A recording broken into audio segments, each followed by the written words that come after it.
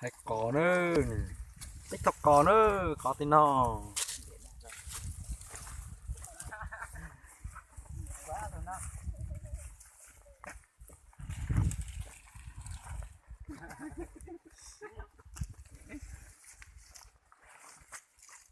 cà phê rồi cái này cà phê nữa nhưng thì chỉ tao bao mà cà phê trong nó nữa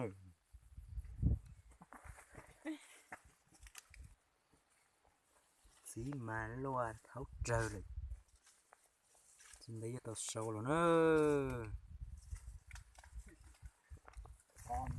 còn tông mò bút cơ lò đi sao giờ chút tụi nó kiang nhau để khơi tụi cổ phun lên nó nữa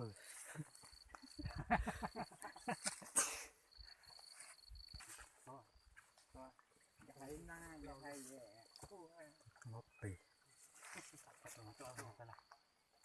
chán gì á, tôi muốn ra nè. Gì? Mới tự ra.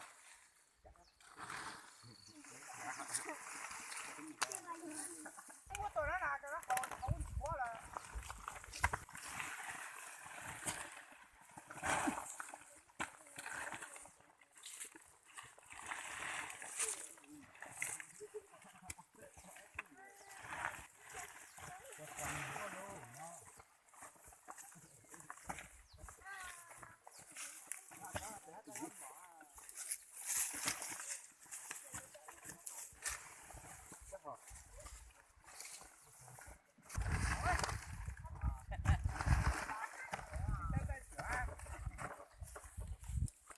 cái mỏng bùa lót sang rồi sẽ thuộc còn mà xin nó nữa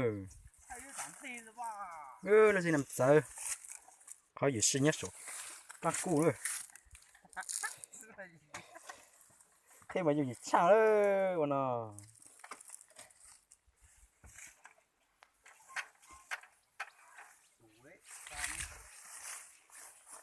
nghe luôn là cũng lưu nữa cái phát của nhỏ sao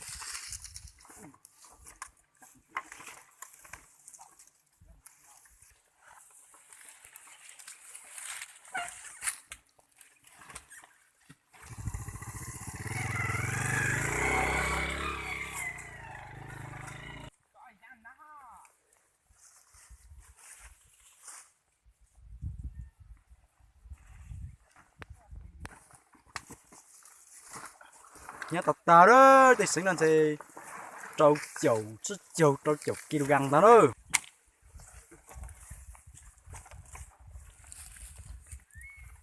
Rồi mấy con chuyện thì có biết quay.